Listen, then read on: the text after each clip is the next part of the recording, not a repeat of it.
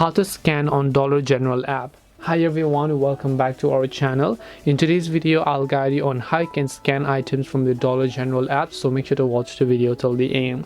So if you're at the Dollar General store and then you want to scan the item with your Dollar General app, it's actually very simple.